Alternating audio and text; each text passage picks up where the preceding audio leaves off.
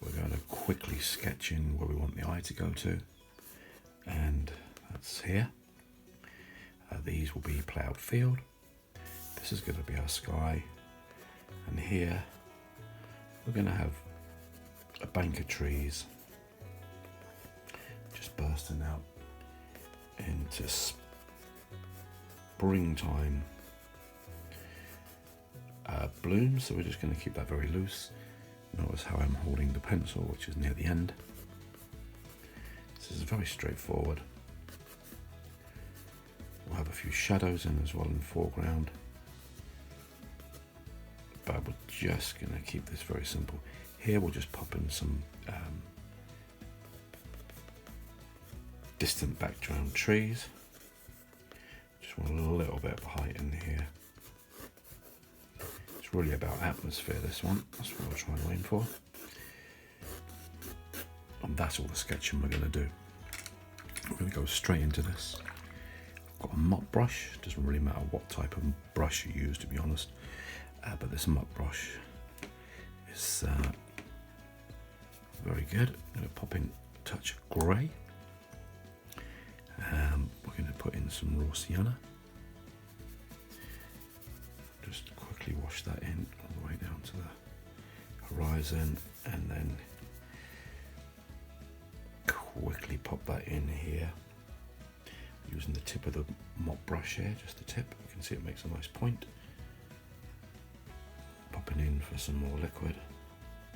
So we're going for stronger tones of colour near the foreground. Welcome back to light. And we're going to leave that. We'll leave that to blend and bleed. The only other colour we're going to pop in is some ultramarine, just to suggest some sky in here. We want that to come down towards the horizon lighter. Again, we're going to let that bleed in, do its own thing. This is on Bockingford sketch paper. This is a number 12 round brush. Just put clear water on it. I'm just going to take out some of this paint because we want the horizon to be lighter down here. Otherwise we'll lose all that lovely light. And also take out a touch of this. It's quite a strong shape we've got going on there. And then we'll just let that dry off and do its own thing. Once this is dry, we'll come back and start stage 2. So that's the first part done. So we're now going to move into the second part, which is taking this number 12 round brush. So paper's nice and dry here, but we're now going to pop in just some clear water, and I'm going to pop in some distant trees with some ultramarine blue. Just want this to bleed up really. Don't need it to be too precise with it. So that's the bank of trees going back, you can see that. That's that simple. We're now going to work on some foreground here. This is nice and dry. I touch with the back of my finger. I'm going to come in and pop in some earth. We've got some nice burnt umber in here. Again, using this same brush. Make sure we've got some patches of the underpainting coming through, kind of following the lines that we had. We just go in very quickly. We don't mess around too much.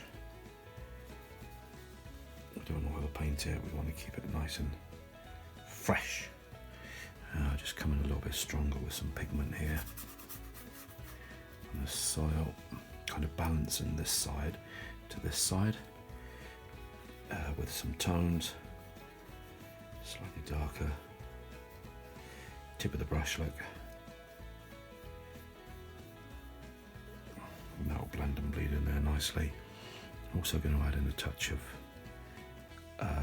alizarin crimson, just to warm that up down the front here while it's damp. It can bleed in. Just another nice little note of colour going on there. And that's that. And then we have to wait for this to dry. So this is nicely dry, stage 3. Just test for the back. This is all dry along here. We're going to now come in with some of the details. So I've gone to this small Skoda brush, which is a number 2. This is on there. And we're running with the same mixtures. So we've got the umber. Pop in a few trunks and branches. And many people struggle with trees. And one reason they struggle is the technique. So what you want to be doing is at the base of the trunk, the thicker part of the trunk. As you go up, you can see I'm pushing down there, hopefully. Yep, there you can see it. And then I slightly lift off as I go on up.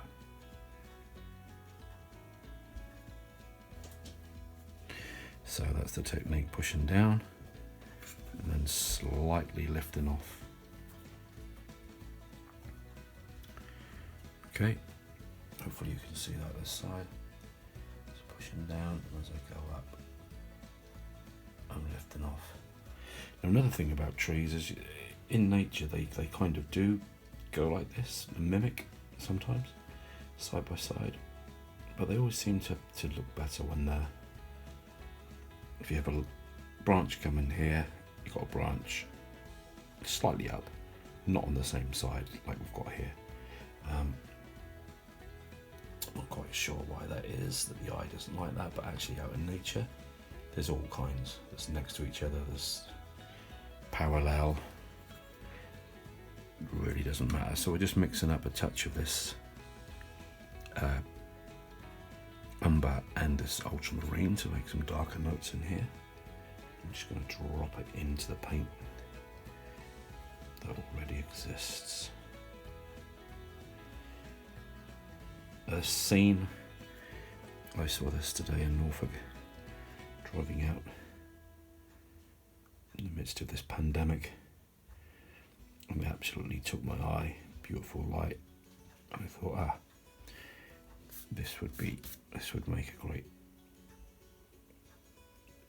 easy demo. So we're just having fun, and you just need to vary the strokes. Don't have everything all going up the straight. You know how in nature this doesn't happen this way. And we'll also have some trees that are kind of further in the background in terms of weakness of wash.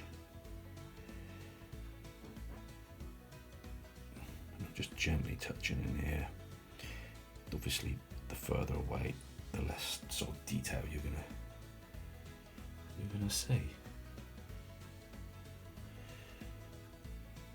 Branches popping around.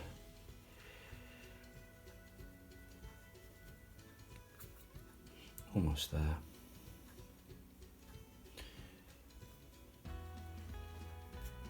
We'll go off the page.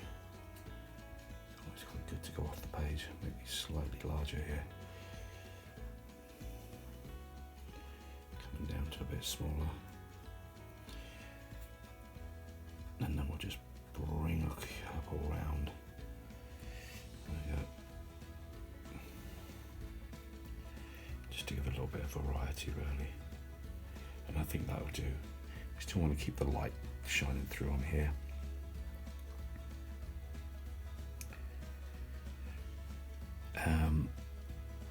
Yeah, almost there with this one.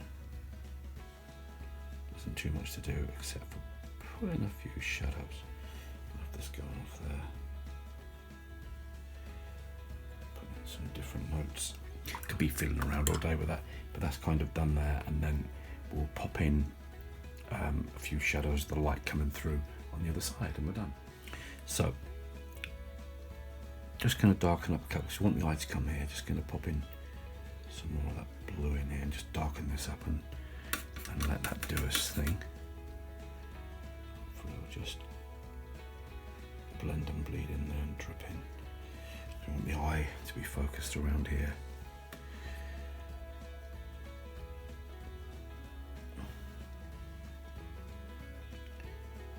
So we'll strengthen that up tonally.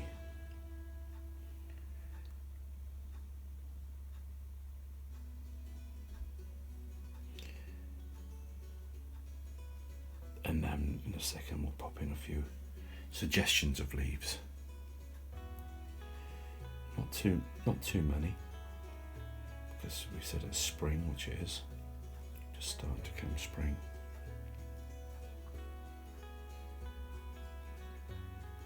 And with that spring, there's just the hint of foliage coming through. Now on for the shadows, but before we do the shadows, we need to just pop in some dry brush in here, in these tracks. So this is pretty neat paint there without much liquid. The technique of this is just to go quite fast across the paper. So we're still keeping the eye going towards this tree here. Mix up some of the lines. Put in a few little dips and dabs. Stones and whatnot. I'm just going to have a little bit of clear liquid coming off here as well.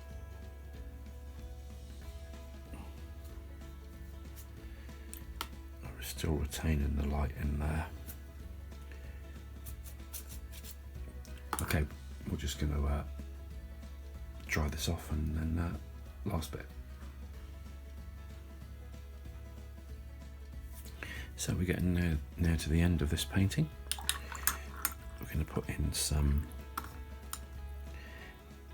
we've got the light here. We don't know where the light's coming from. It kind of seems like a sunset. I'm going to have the light coming across. So we're going to have it here, these three main shadows. Just pop in some water there and then a touch of some here. We might even have one across there. So I've put in liquid water because I'm going to mix up a shadow mix, which is this crimson. And the crimson, my kind of stock shadow colour, anyone who's seen my videos will know. And the ultramarine. And I need the same again, but we'll have a touch of that brown in it as well. Which will add a slightly different note. Plenty of water in there. And here we go. Just have this as if it's coming down on a bank.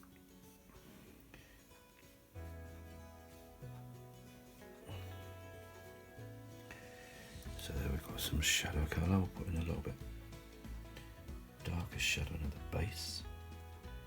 Little tip for you there, putting the shadow darker at the base and then fading away.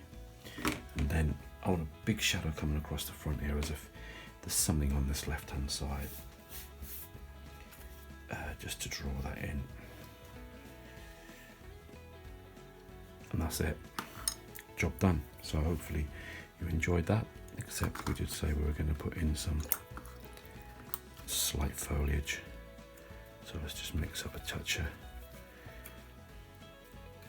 a green. I don't want to splay this out. You can see the way I've splayed out the brush just to create a few